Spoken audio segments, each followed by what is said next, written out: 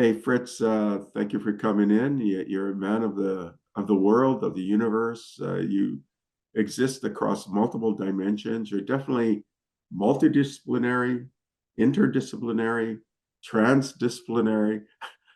You work in so many different ways, and all in very, very positive contributions. Whether you work with governments or CEOs or investors or UN agencies. I mean, you have your prints, your footprints, or your touch globally. So thank you for coming in, and we'll mine some of this during our chat here today. Okay, Stephen, thank you so much for having me, and I'm ready for it. So Fritz, let's do some updates. Yeah. Yeah, I mean you're trained as an engineer, but you've been doing so many things globally. So talk about some of the communities you're working at, and then Yes. we'll drill into Okay. each one. Yeah. Okay, sure. No, I went to a technical university, the University of Delft, from 82 to 88. I am educated as a geophysicist and an engineering geologist. And when you do those studies, you get a lot of IT. So my very first job was actually working for a Dutch startup, which was developing software for the oil and gas industry. And literally from day one on the job, I was traveling the world, trying to install the software, getting people to use the software.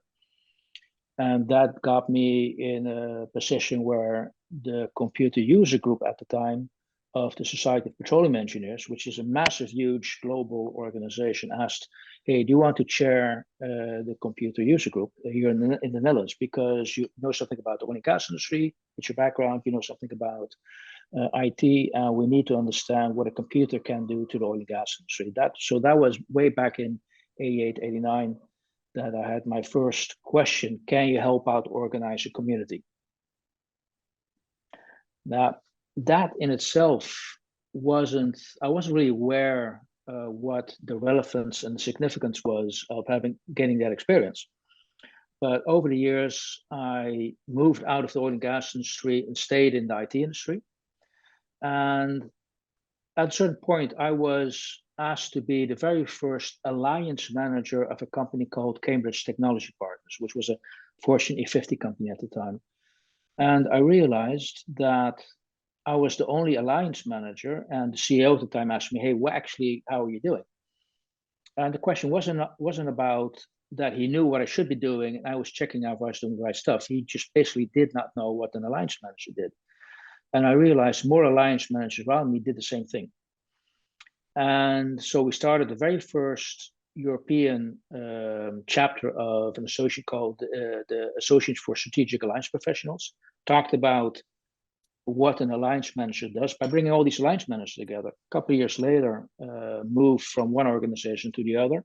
That got me on the whole road of realizing the relevance of bringing people together, realizing that a business process is actually the other end of the same stick as organizing an alliance, and it's all connected to information technology. So information technology, for me, is the glue enabling organizations, people to connect and collaborate with each other on a global level. And once I had that, I was in an epiphany, which happened during a key talk I gave in Australia back in 89 or 98.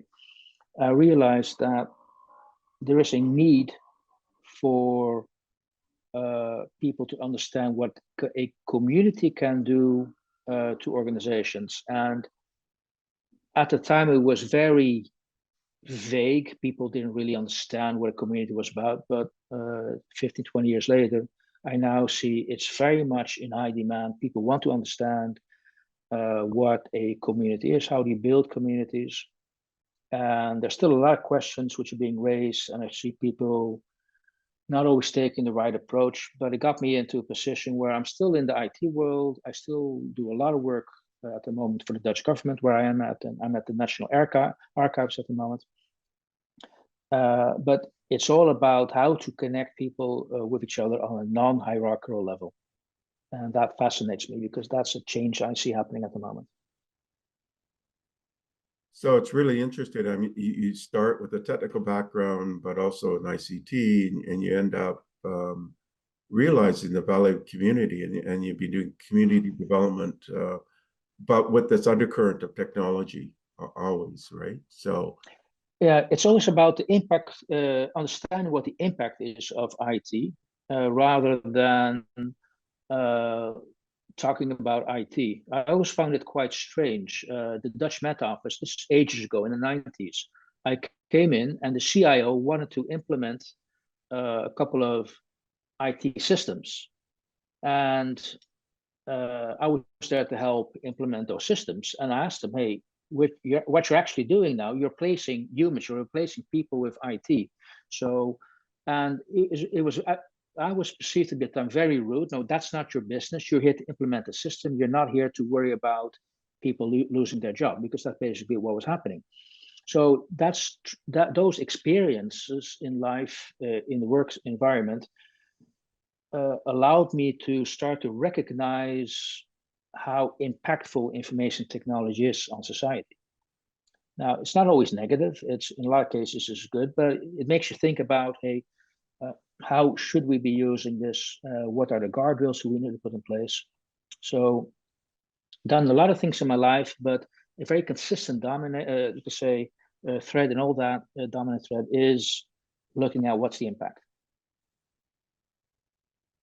you know, you work across so many different communities. So can you describe your journey then with the Netherlands government, the Dutch government, and different things that you've done with them? Yeah. About 15 years ago, I was asked to be part of a discussion within the Dutch members of parliament to talk about the implementation of an information system for to get a national healthcare system. And what I noticed at the time that the discussions of the people in the room were all very much based on emotions. I looked at the people at the list and I said, hey, with all due respect, you are all a medical doctor. Everybody here is a medical doctor, and you're talking about how to implement an IT system. Shouldn't it be useful to bring an IT person into this discussion to explain, hey, what's good, what isn't good, what works, what doesn't work? And rude awakening. As I wasn't a doctor, I should not try to suggest that. It wasn't part of the discussion. After all, they were doctors. But that annoyed me so much that we started the very first community 15 years ago to discuss with the Dutch members of parliament what the impact is of information technology on society. And in all fairness, that's how we talk about it today. But 15 years ago, we weren't able to describe it so eloquently that it has impact, because now everybody, I think, understands it does have impact. But at the time, we were just questioning, hey, how could this influence politics? It created a community within the Dutch parliament. Initially, it was, hey, this is not a political issue. What are you doing here? Then, because of a couple of issues within the Dutch government, it was very much, okay, IT is wasting money. It's only, I'd say, the last 2-3 years, just before COVID, people started to realize, yes, this is going to have a very major impact on society. So that was a community bringing parliamentarians together to talk. Okay, let's educate yourself on this topic. And one thing leads to the other. I got a question to actually be the program director of what was then at the time called the World Conference on Innovation Technology, organized by the WITSA. That resulted in a question. Hey, we have a community of CIOs. We just started a local community called CIO Net. And do you want to be a partner of that and help grow the community and explain what the role of the CIO is? Did that for 8 years, and but also was involved in, again, linking the community I helped grow, and it's to date, I believe, the largest CIO community in the world, but also linking it to other communities. So what I did was, as Nelly Kroes at the time, the European Commissioner for Information Technology, was a speaker at the conference I mentioned, the WCIT, said, hey, reached out, can we make a connection between the European Commission and our CIO community? And then I found it quite funny to see that our CIO community was very much welcomed into Brussels, because we, as Nelly Cruz called it at the time, we were the coal face of her policy. So she was able to test if a policy was developing would work or would not work. And for me, all these experiences are great examples to start to understand how communities work, because in all these examples you start to realize what are the things you need to take on board in building communities. So again, that resulted in a question from UNESCO, which I met at the time. Do you want to help out with organizing a global discussion on accountability? The member states complaining about the fact that the legal and regulatory framework cannot keep up with the very fast developing digital technology. That creates an accountability gap. So let's organize a global discussion on how we're going to resolve accountability. I happened to be at the right time in the right place, actually getting to the UC, where then ITU asked, can you help with organizing AI for good?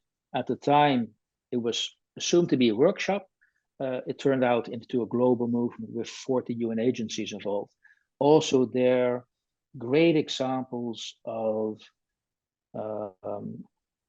how digital technology is helping society, how digital technology is playing a very significant role in building the global community. Now, lots of other communities out there which I've helped to grow, develop, coach, but they all continuously and consistently allow me to observe what works and what works when you want to bring people together. And if you want, I can go into a couple of lessons I picked up along the way of how that would work and why IT is so important. But I'll leave it to you to guide that. So, so let's go back to the Dutch government, though. And are you still continuing to engage with them in different ways then, or? Oh, yeah. At the moment, I have a couple of roles within the Dutch government. Foremost, I am part of an organization called ePartnerschap, which aims to build a relationship between the academics and school institutes in the Dutch, to link them to the Dutch government, because like any other government out there, unfortunately, we have a potential large gap between the IT skills we need and amount of people which can actually deliver that. They're expecting between now and 10 years, about 25% of the IT professionals will retire. That creates a huge gap. So first of all, we need to fill that gap, but also we need to think about other ways to provide IT solutions which a government needs. So that's one of the projects I'm involved in, and then other projects related to that are looking at, okay, what kind of architecture do we need?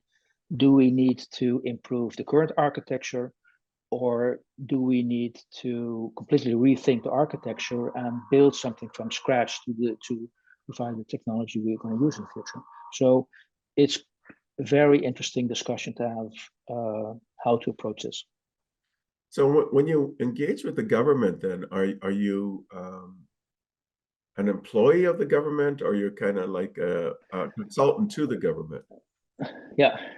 I would say from an HR perspective, they hired me in as a consultant, but in the day-to-day operations, I think it becomes fully irrelevant how I am connected to the Dutch government. I think I am there as a member of the team, sometimes as a consultant, sometimes driving initiatives, sometimes being told what to do.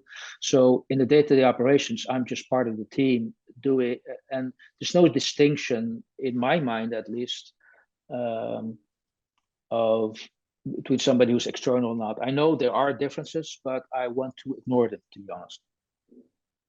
because I want to make certain that I am believable and that what I do is not related or influenced by, I would say, the contractual relationship I have with the organization I'm working with. It should not basically have an influence. I just want to do a good job. So that's kind of a fascinating advisory, contractual, almost like a hybrid role, Yeah. and guiding the government. I mean, they'd be very fortunate, and your government is very fortunate because you do so much. So you would bring so many different perspectives to them. You definitely have a global relationships. You have different communities you can bring to the Dutch government, so they get a very good view of the world and of your region as well. So that's kind of fascinating. You've done a lot with the World IT Systems Alliance. So what's this entity that was formed in 1978? Yeah. It's an association of associations. The associations are the associations of respective countries. For CTA, for example, which runs CES in Vegas, which is the biggest conference, is a member of what's Tech Nation out of Canada is a member. NASSCOM, which is really famous out of India, is the member of what's how did that relationship come about, and what do you do for them?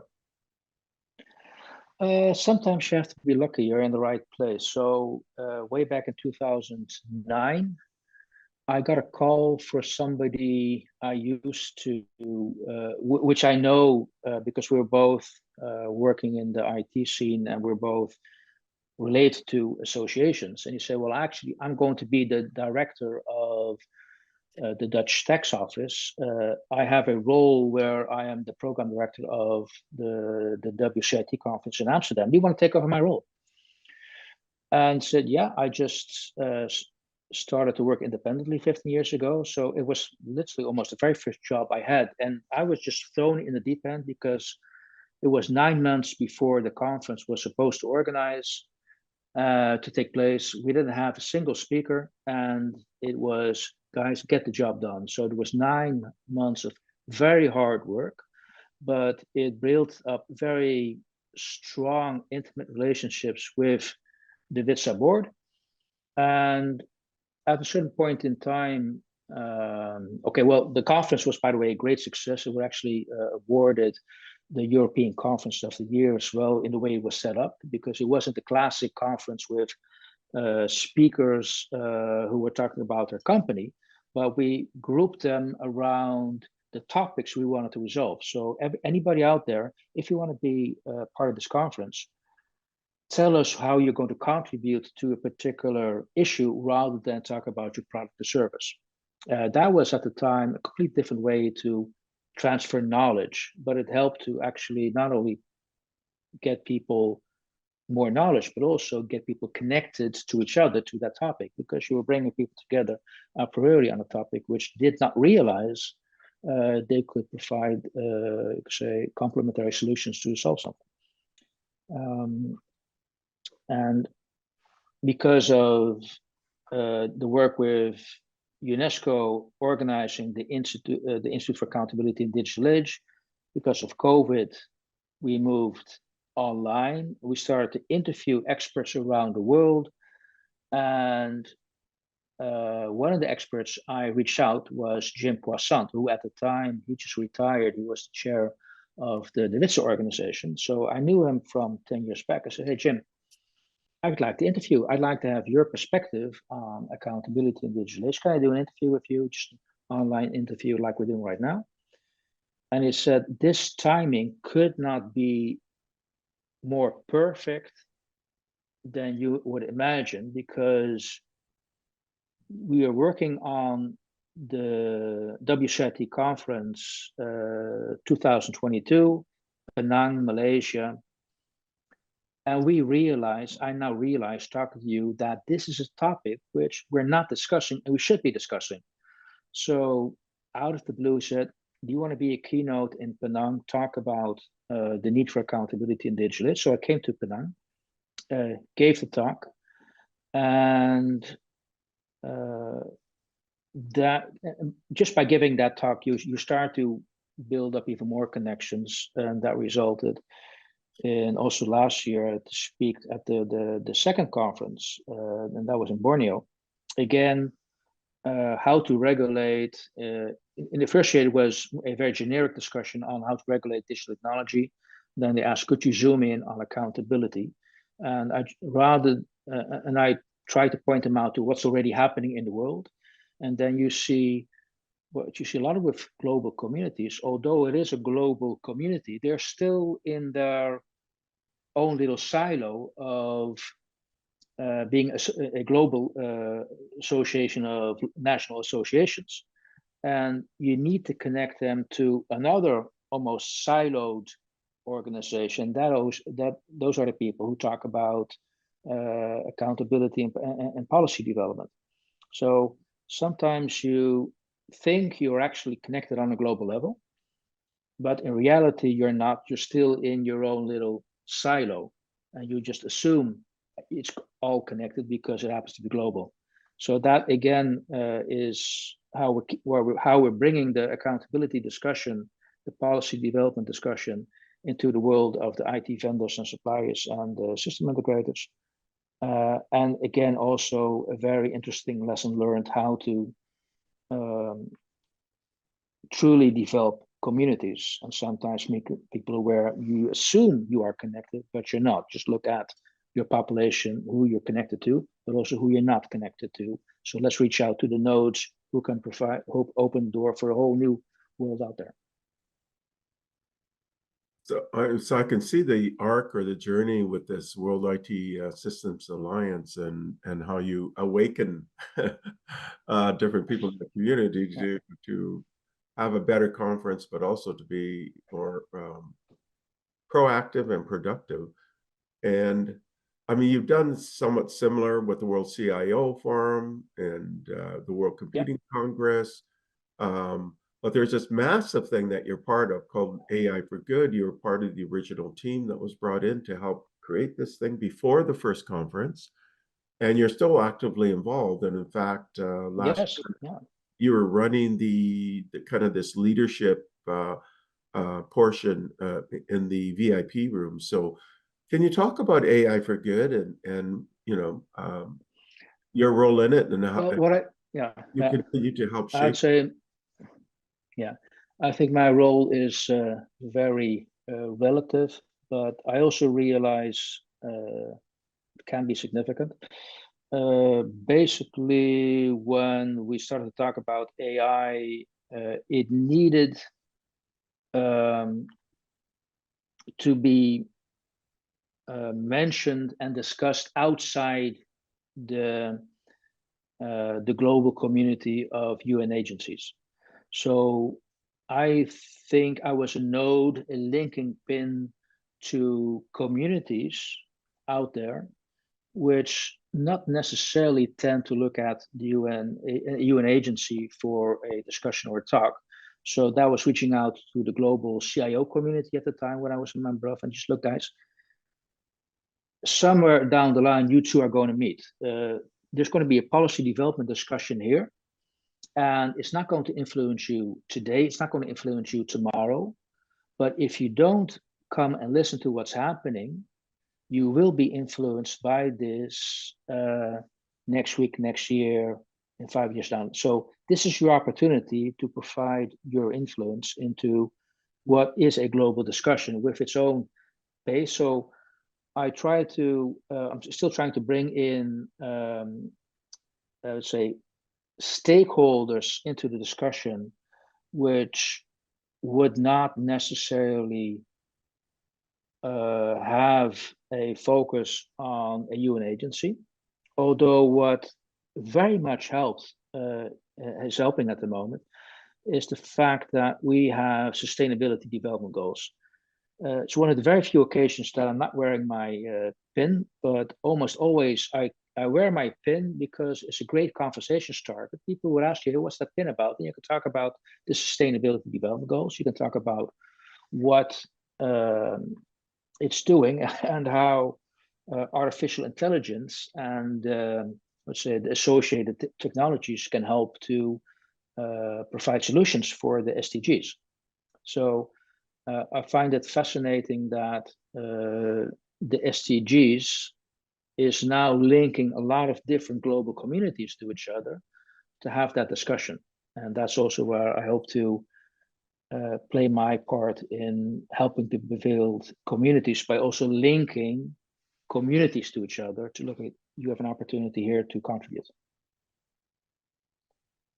So that is what I try to do. And the experience with the Institute for Accountability in the Digital Age, that's something where again I can bring a legal community, hopefully, and legal discussion also have that as part of the discussion when we talk about AI, because it's very much a discussion on the opportunities AI brings, but at the same time, we also need to make certain we have guardrails in place. So discussion takes place, but sometimes I want to be a catalyst to bring that more on the table and bring it more on the main stage. And you also need to talk about this topic. So try to have a little bit of influence on what we should be talking about. So that's also where I would urge people to look at a community and when you manage a community, you have, people always assume that the keynote speaker of that day, that event, is the most important person in the room. But it's actually the person who put that people on stage which has the most influence, because he's determining what we're going to talk about. So when you're behind the scene and you determine who's going to be on the main stage, what's the theme, the overall theme of the conference, that's where the real influence starts to take place. And that's where actually where the community building starts to take place. Well, you've done a marvelous job. I mean, AI for Good is a 3 or over 3 billion reach through all the media. They have all UN agencies working together, and normally UN agencies in a way compete sometimes for resources and stuff, and this is rare. AI for Good is supported by 183 governments out of the 193 that are part of this UN agency called ITU. You have 900 corporations and NGOs and research institutes that are part of this community, and it's nearly 160 years old. So, and there's these 10 working groups or focus groups or global initiatives which are working on sustainable solutions in AI. And they have an innovation factory, which is an open platform for scaling startups or where people can apply, right? So just an amazing program. And you had a hand in launching this and growing it. You've seen it grow from a conference with 500 people to one where now, because it's online and in person, it's 25,000. Including their neural network platform, which has over 20,000 on their daily matchmaking platform. So yeah, you had a hand and shaping the future. yeah, it's you realize you're nudging it along, hopefully in the right direction. And this, I think, also is a good moment to introduce what I also very much like to support is the YPO work of the Young Presidents Organization, which we got introduced to through the whole AI for Good movement, which is a very nice global community started in the 1950s of about 30,000 CIOs around the world, chief executive officers, company owners around the world. And a part of that community is looking at how can we provide positive global impact. And again, it's a good example of one global community, the YPO community, connecting to another global community, which is the UN agencies, to basically ask the question: how can we collaborate? How can we, what we're doing, how can we both benefit from collaborating? And again, that's a good example where I believe the community building plays a big role, because it is about how can we connect, how can we collaborate, how can we complement each other. So the basic question is, what do we have in common? And that's also where a lot of I think the community work needs to be done. We're so grown up at looking at unique value propositions, what sets us apart, that we want to focus on what the differences are. And what I like about the fact, because we're all unique, that actually is a very good reason to look at how can we start to collaborate and work on a global level. And so the work for YPO is helping them to develop a global impact summit to talk about the impact of the digital technology on their work, but it's also helping them to adopt a mindset on what do we have in common and how can we collaborate. And I do believe I want to introduce a little bit of a theory I have. I've tried it. It's not scientific, but I've tested it with numerous economics around the world with people with economic background. But we've grown up in a world, I would say, organized by Frederick Taylor or described by Frederick Taylor in the scientific organization, very much command and control in silos. And he wrote a book on that in 1912, the Scientific Organization. In 1937, Ronald Coase, a professor from England, wrote his theorem on the law of transaction costs. That theorem got him awarded the Nobel Prize in 1991. Basically, it's cheaper to produce something within the organization than outside. That's why an organization exists. And he got his Nobel Prize in 1991, the very first year where also Tim Berners-Lee went outside the CERN with his World Wide Web. So I find that a lucky accident. It's very serendipitous. So you could argue, that's my argument, that you could use the same law of Ronald Coase, the law of transaction cost, to explain why we're now moving from siloed organizations to networks, because the cost of communication has dropped to virtually zero. That's where the impact of information technology comes in, which is almost zero. So the IT is changing our organizational structure. It's changing from the command and control type of organizations we've all grown up with to the connect and collaborate organizations. And over the years, so again, it's not there's no scientific proof if I'm right or not, but to date, with all the discussions I had with people who should know about if this is true or not, it hasn't been falsified yet. So I want to stick to it for now that, hey, there is actually a scientific argument to be made, the law of transaction costs, which is why we're moving to this other, I would say, structure in our society. And that's scaring a lot of people around there because we're changing something we're so used to. You know, it's interesting though. I mean, the observations you're making. So, you know, we switched from the UN, you know, with this AI for Good, which is hosted by ITU, but they work with all the major UN agencies on it, and corporations and governments.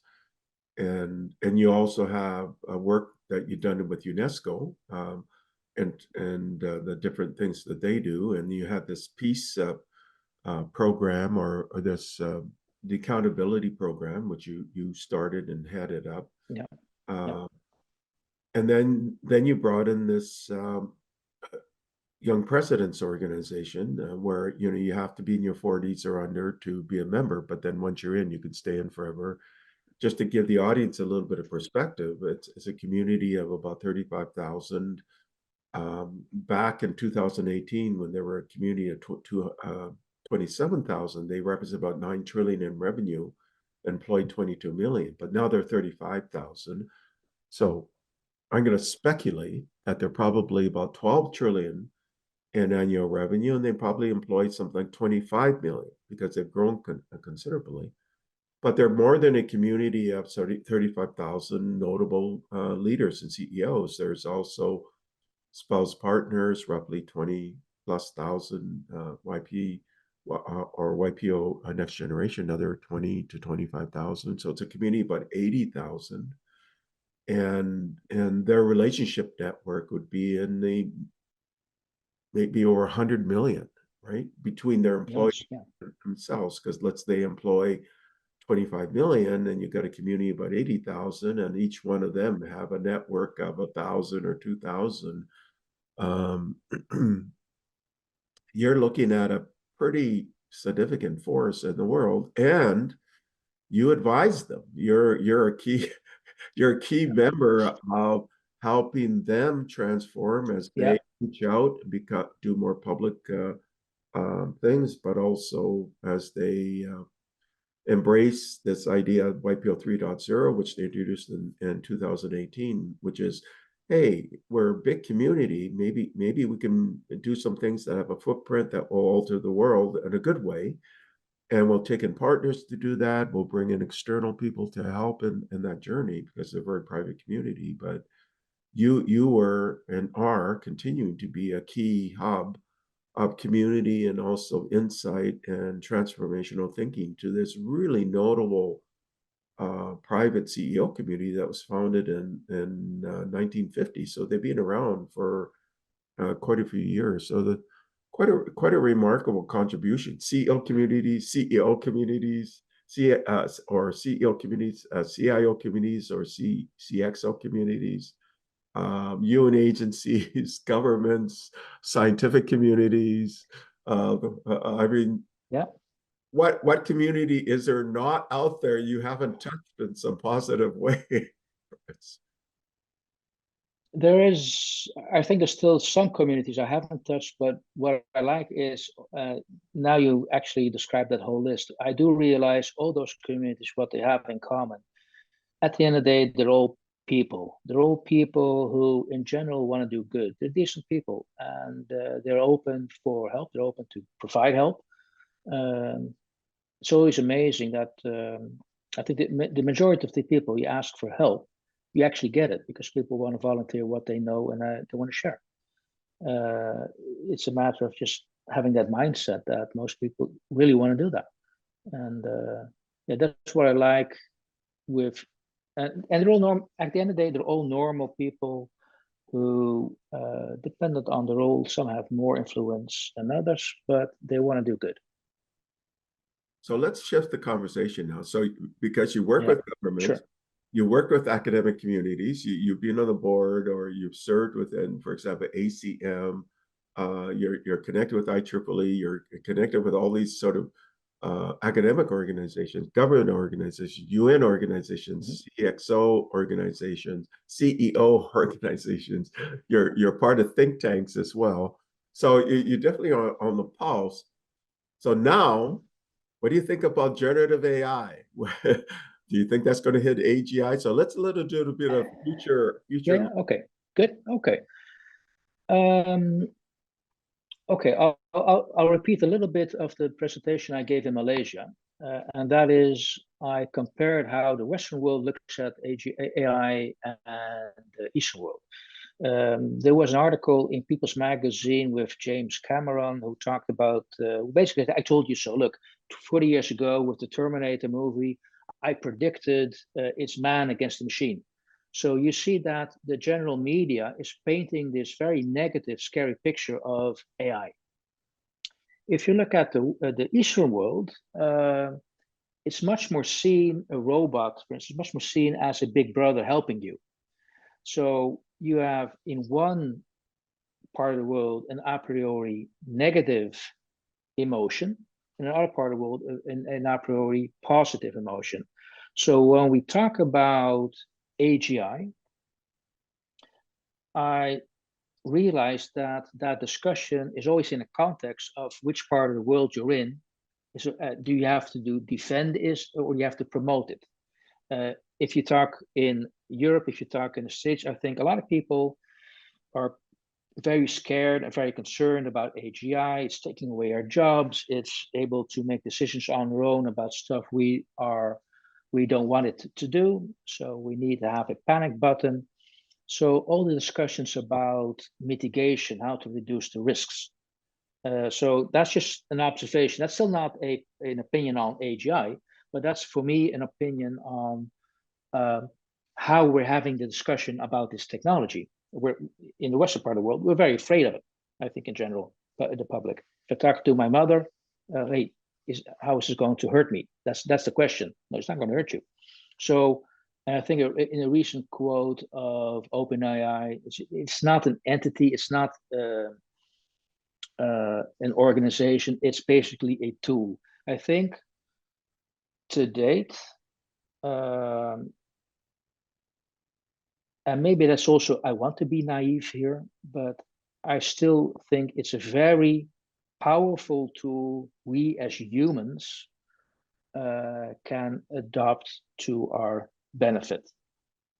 Despite the fact that you're picking up stories that it's allowed to think for itself, but even if that's the case, if it's allowed to think for itself, why assume the negative? Why not assume the positive?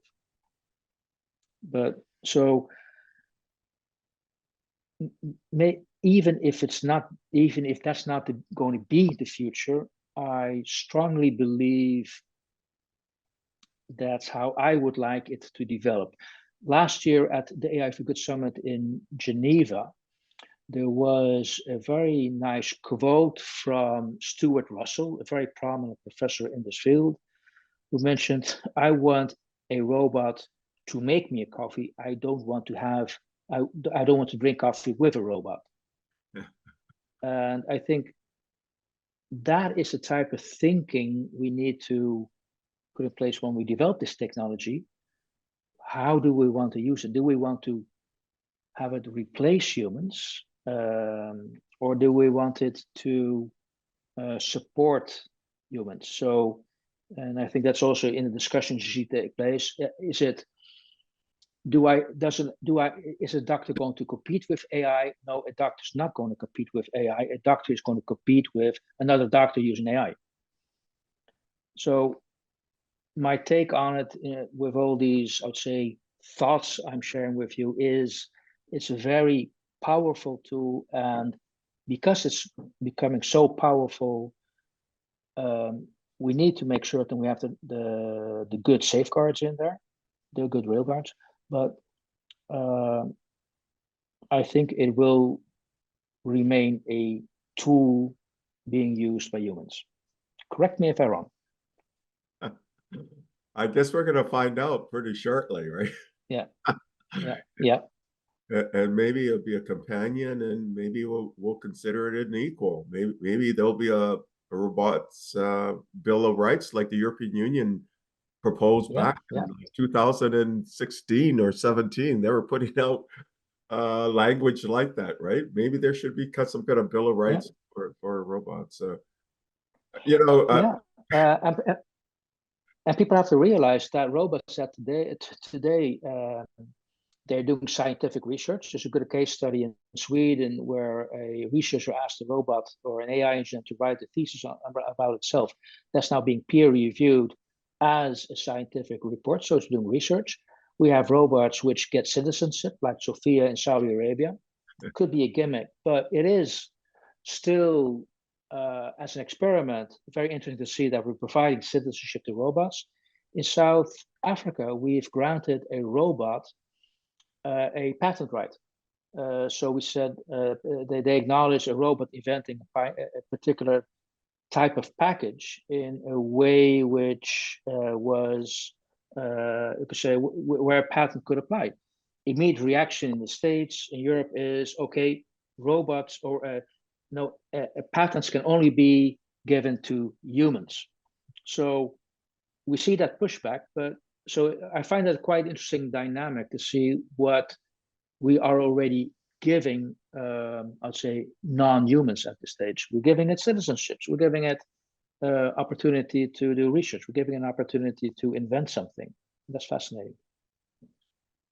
I mean, Frits, you're a global leader, so you're going to be the mix of this thing.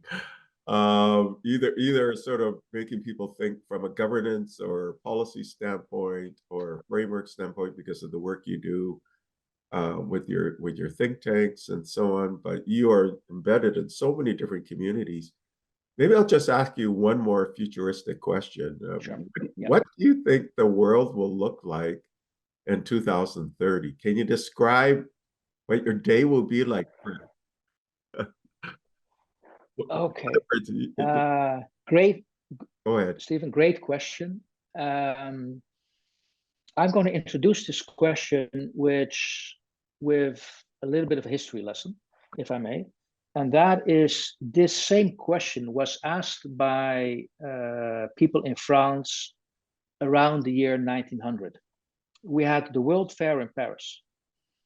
And an artist at the time produced a number of pictures, which are now known as en l'an 2000, in the year 2000. So an artist was asked, can you describe how the year 2000 would look like? So 100 years ahead of time, 2000, magic number. And if you look at those series of pictures, you can all find them online, they're already available, though, the series. It's amazing to see how many predictions of how the world would look like actually came to be true. Now, they've predicted a whale bus. We would travel in a cart hanging under a whale. Obviously, that did not work. But over 100 years ago, they predicted Zoom. They invented, I'd say, MOOCs, massive online learning. They predicted the Roomba, the robot vacuum cleaner, and much more examples, which means that when I think about the year 2030 or 2050, I've noticed when you ask that question around me that people often say, well, the world is changing so fast, you cannot predict that. You cannot make an assessment how it would look like. What my point is, by looking back in history of en l'an 2000, it is arguably the world changed just as much then as it's changing right now. We were still able to look beyond the horizon of what we could predict. So I think if we bring a number of smart, creative people together, I think we could have a pretty good understanding how that world would look like. For me, and this is maybe the world I would be looking for, is technology will give us clean energy, will give us clean water. It will allow us to work and live completely independent of location.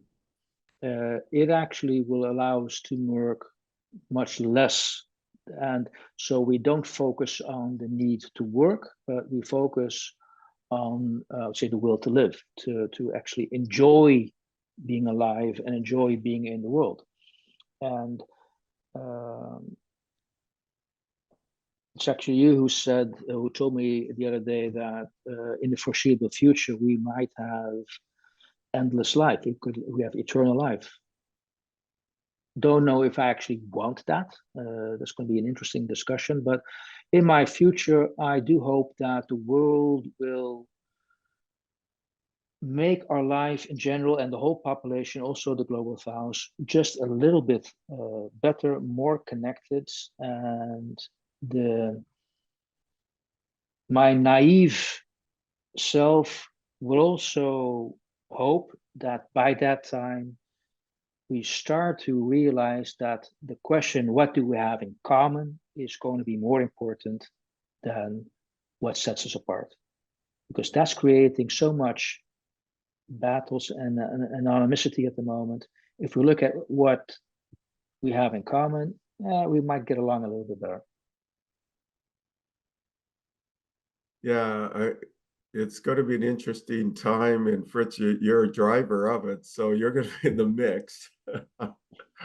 Do you have any last sort of recommendations or observations you want to give to the audience? That's the last question. And it was a delightful, by the way. It's always delightful to talk to you. Right. I try to immerse in our conversation my insights how to build communities. I think one thing which I've always picked up in all those experiences, one thing I haven't discussed yet, have fun, enjoy it. One of the guiding principles I picked up a couple of years ago, how I want to you could say, lead my life is the acronym HAIL. And HAIL stands for honesty, authenticity, integrity, and love. Honesty, authenticity, integrity, and love. Do what you do, be yourself, and just be honest. And I think then doesn't matter actually what you do, you're going to have a good life. Well, and that's what I really want to pass on. well, you definitely live that acronym. You definitely live that. And Fritz, I've known you for so many years. You're one of the probably the most transformational thinker I've ever met. And you're brilliant, clearly brilliant. You bring so much value in everything you do, and just remarkable. All the contributions you make and are continue to make, and you're a friend, a good friend. So thank you for all of the outstanding, amazing things you do in so many different areas. And you're such a great contributor and part of history, and you're shaping history as well. So thank you for coming in and sharing your insights with our audience. Stephen, thank you so much. Enjoyed our talk. Thank you for listening to the Brand Called You videocast and podcast, a platform that brings you knowledge, experience, and wisdom of hundreds of successful individuals from around the world. Do visit our website www.tbcy.in to watch and listen to the stories of many more individuals. You can also follow us on YouTube, Facebook, Instagram, and Twitter. Just search for the Brand Called You.